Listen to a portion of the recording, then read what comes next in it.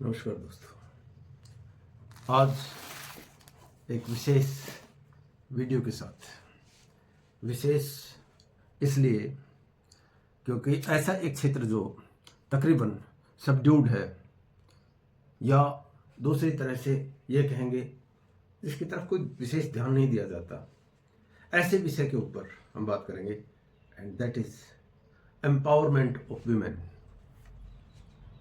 महिलाओं की देश में, देश की अर्थव्यवस्था में, राजनीतिक परिदृश्य में, सामाजिक गतिविधियों में और सांस्कृतिक वातावरण बनाने में उनके योगदान, उनके हिस्सेदारी और उनकी निर्णय लेने की क्षमता, I am repeating it, decision making power of women, विशेष तौर से इन एरियाज पे हम बातचीत करेंगे।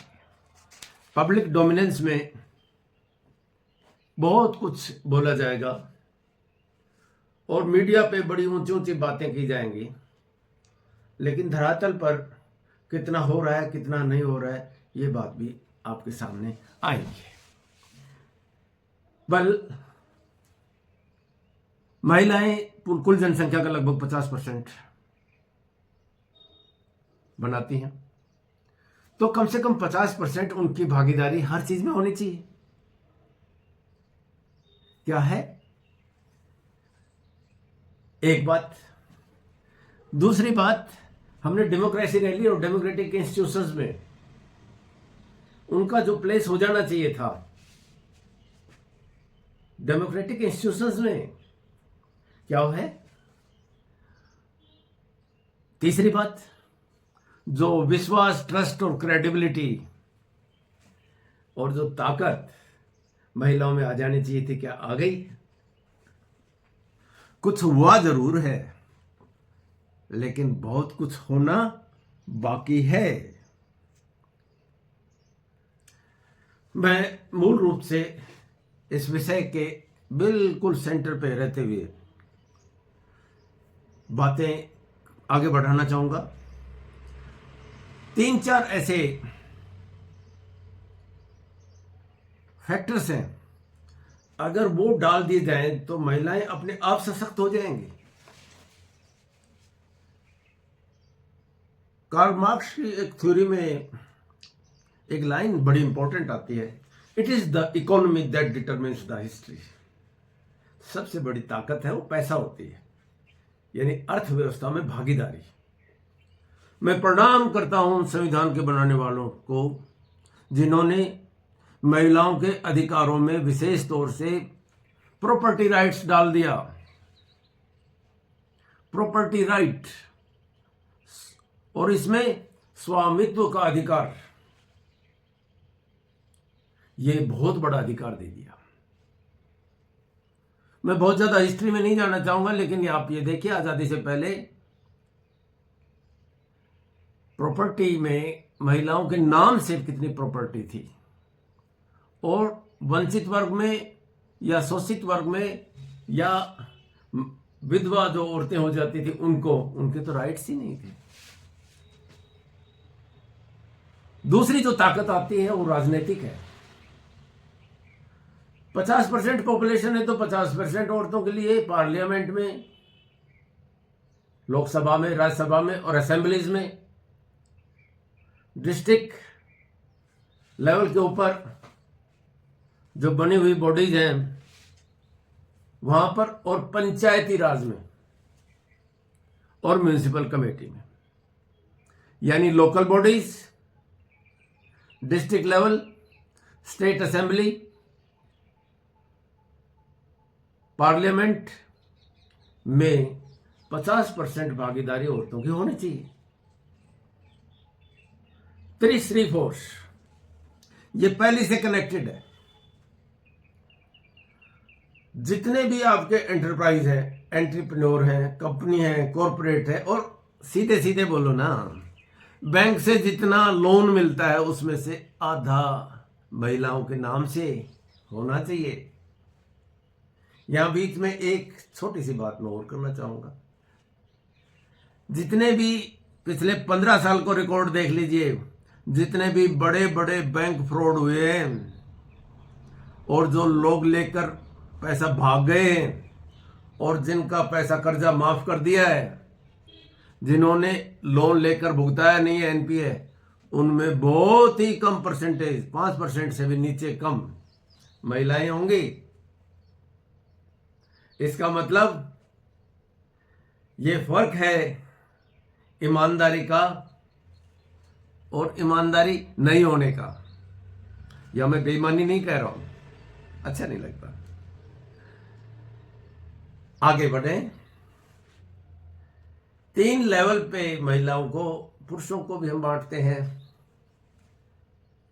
Childhood, adult and senior citizen. सबसे पहले duty of the state, duty of the society and duty of the family. अधिकार हमारे महिलाओं के जन्म से पहले शुरू हो जाते हैं, क्योंकि सेक्स रेशियो कम होता गया था और बहुत ही कम हो गया था। बीच में गवर्नमेंट और एजेंसीज ने कानून बनाए जिससे फीमेल फियोटोसाइड यानी शिशु हत्या कुछ कम हुई और थोड़ा सा संख्या बढ़ी है, लेकिन अभी भी बहुत कुछ करना बाकी है। मैंने पहले कह दिया था, it is the economy that determines the history. लड़के को आज भी आर्थिक ताकत माना जाता है, ये समझा जाता है ये बुढ़ापे की लाठी है। ये जो बात है ये आगे प्रोपोगेट करती है। चीजें बहुत ज्यादा इंटरवोवन होती हैं। एक जो बड़ी विपत्ति है, विपदा है, वो है दहेज। जड़ है। लड़कियां पटाखे पाल के दूसरे घर में दी जाती है, बड़ा दहेज दिया जाता है, और उसके बाद भी अगर चीजें ठीक नहीं होती तो विचार बनता है कि लड़कियां एसेट के बजाय लायबिलिटी की तरफ चली जाती हैं। ना, मैं सभी पेरेंट्स से ये अनुरोध और आग्रह करता हूं कि आपकी जिम्मेवारी बच्चों की पढ़ाने के बाद, उनकी शादियां करने के बाद समाप्त नहीं होती। उनको खुश रखने में, उनके परिवार चलाने में और उनकी दिक्कतें हैं उनको दूर करने में आपका रोल बाद में भी उतना ही होता है। हैप्पीनेस को परिवारों में रखें, उसको जंप ना होने दें। अब आ जाती है बात, अगर आप इम्बैलेंसेस देखें, असंतुलन, तो मैं तो बिल्कुल एक इंडिकेटर को प्राइम इंडिकेटर्स में डालता हूं। वो क्षेत्र जहां female participation in the labour force बहुत अच्छा है, यानी बहुत अच्छा को मैं ये कहूंगा 40% से ऊपर हो, इसका मतलब वो विकसित क्षेत्र है। फीमेल लिटरेसी अगर बहुत अच्छी है और एक्सपेक्टेंसी यानी लॉन्गेविटी ऑफ लाइफ अगर औरतों की ज्यादा है, वो भी विकसित क्षेत्र है। और महिलाओं के अकाउंट में, बैंक अकाउंट में अगर उनकी भागीदारी और पैसा पुरुषों के बराबर है, तो मैं समझूंगा कि वो क्षेत्र विकसित है। Ratio, male female ratio number 1, health of the women, participation in labour force, economic setup, और सबसे बड़ा और सबसे ज्यादा वो है trust, belief and participation in decision making. ये चीजें अगर हैं तो उस क्षेत्र को विकसित करेंगे। मैं यह उदाहरण देना चाहूंगा, साउथ में छोटी सी बच्ची को भी अम्मा कह के बोलते हैं। पर्दा सिस्टम है ही नहीं, except for some Muslim families. और बहुत अच्छी पार्टिसिपेशन है वर्कफोर्स में। हो सकता है पर कैपिटा इनकम कम हो, लेकिन जो एक तरह से आप ये कहेंगे चलते हुए एक कॉन्फिडेंस महिलाओं में दिखाई देता है, वो दूसरी जगह उतना नहीं है। अब हालत बहुत ज्यादा बुरी भी नहीं है, लेकिन बहुत कुछ करना भी जरूरी है। देखिए, कुछ इंसिडेंट बीच में हो गए थे, उसमें वायलेंस अगेंस्ट वुमेन है, दूसरा शोषण के हैं, और दूसरे जो हीनियस क्राइम्स हैं, नाम भी नहीं लेना चाहता, अच्छा नहीं लगता। इसके लिए लॉ एनफोर्समेंट एजेंसीज को सख्ती से काम करना चाहिए, सख्ती से। यहां एक एरिया और बच जाता है। महिलाओं की स्थिति, और विशेष तौर से महिला बच्चियों की स्थिति उन परिवारों में बहुत खराब है या अच्छी नहीं है जो गरीब हैं। मैं वही बात फिर बोलना चाहूंगा, पॉवर्टी इज ए वायलेंस। गरीबी के साथ अगर नशा भी जुड़ा हुआ है तो वायलेंस बढ़ जाती है, ह्यूमन ट्रैफिकिंग भी बढ़ जाती है, और जो विकास की एक्सपोजर है वो लिमिट हो जाती है। कुछ जगह बिल्कुल ऐसा लगता है जैसे कोई भी संस्था काम ही नहीं कर रही, सरकारी और गैर सरकारी। जैसे घुबक्कड़ जातियां हैं, गडरिया, लोहार है, कंजर है, पेरने हैं, इस तरह के, उनकी वहां पर बच्चियों की हालत बहुत बुरी है, बहुत ही बुरी है। ड्यूटी ऑफ द स्टेट जैसे बिल्कुल ही फेल हो गई है, उनको संभालना बहुत ही जरूरी है। जो last man and last women in the line है, उनको देखना बहुत जरूरी है। हमको हाईलाइट करने चाहिए वो केसेस पब्लिक डोमेन में जो बहुत सफल रहे अपने अपने क्षेत्र में। जैसे टेनिस में पीवी संधू का नाम है, सानिया नेहवाल का नाम है, क्रिकेट में कुछ नाम है, इंदिरा नूई का नाम बिजनेस में है,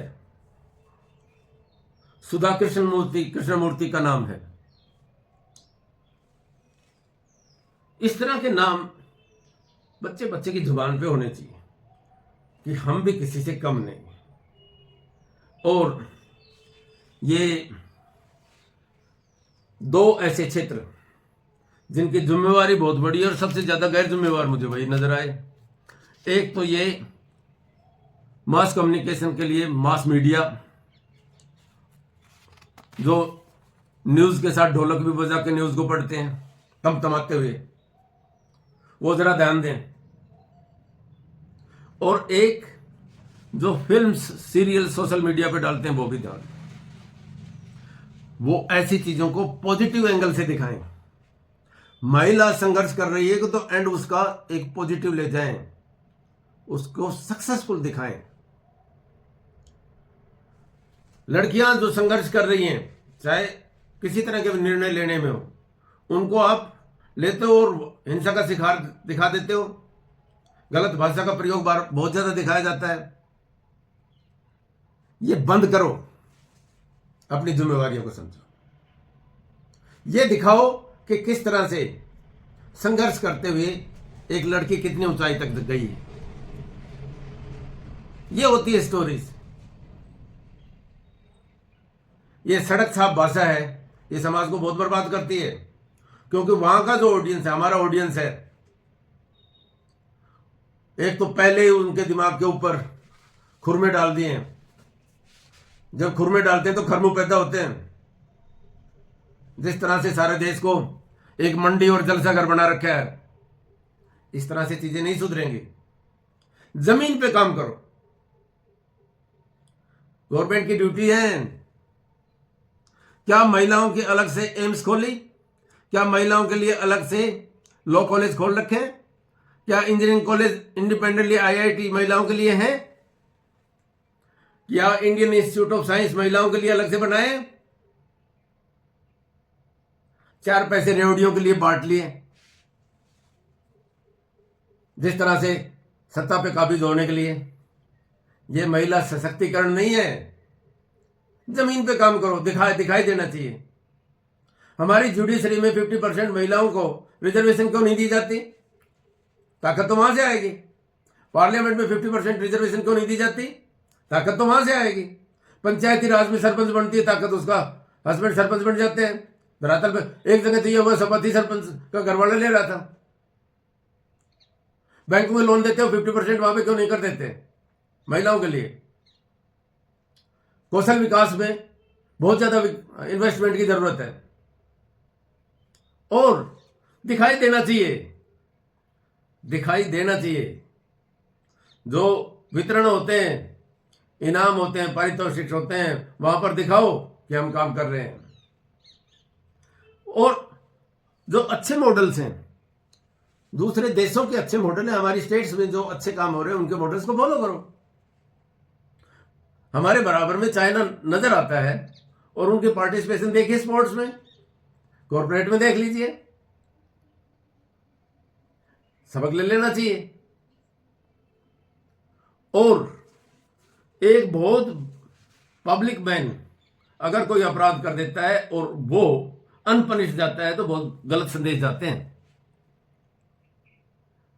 मेरा मूड अच्छा है इसलिए मैं किसी का नाम नहीं लेना चाहता। इस देश को खुशहाल बनाना है, हैप्पीनेस बढ़ानी है, तो आप हम सबको ये हलवागिरी बनाना बंद कर देना चाहिए। ये जो यहां जो प्रैक्टिकल एस्पेक्ट हैं वो जरूर मैं बोलना चाहूंगा। परिवारों में विशेष तौर से बेटे और बेटियों में, भाई और बहनों में बराबरी दिखाएं और बराबरी करें।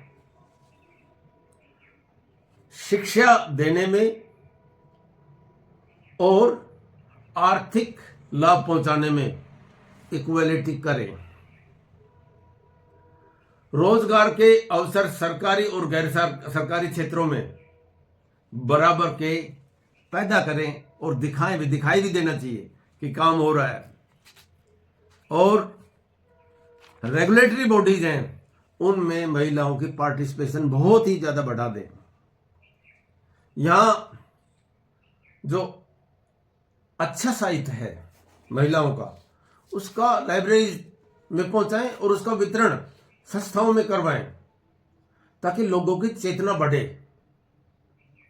और फाइनेंशियल एजेंसीज और रेगुलेटरी बॉडीज मीडिया और सोशल मीडिया के ऊपर ये इंस्ट्रक्शन बार बार याद भी दिलाते रहे कि एम्पावरमेंट ऑफ वुमेन के ऊपर कम से कम इतना स्पेस देना पड़ेगा और उसको मॉनिटर भी करें। यहां जो बड़ी बात है वो ये है कि वही देश, वही समाज और वही गांव या नगर सुंदर, स्वच्छ और खुशहाल होते हैं जहां महिलाओं की भागीदारी पुरुषों के बराबर होती है। किस जमाने में, नया दौर में दलीप कुमार में गाना आता था, एक अकेला थक जाएगा मिलकर बोझ उठाना। नायक और नायिका एक कस्सी लेता है, एक परात लेती है और दोनों मिट्टियां डालते हैं। कितना बड़ा संदेश था। आदमी और महिला एक दूसरे के पूरक होते हैं।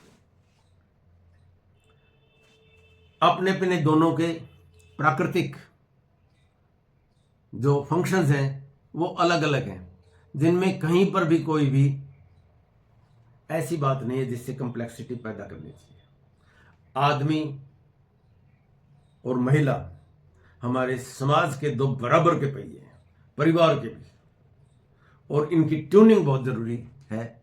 अच्छी एक तरह से अलाइनमेंट में रहना जरूरी है, जिससे समाज आगे बढ़ता है।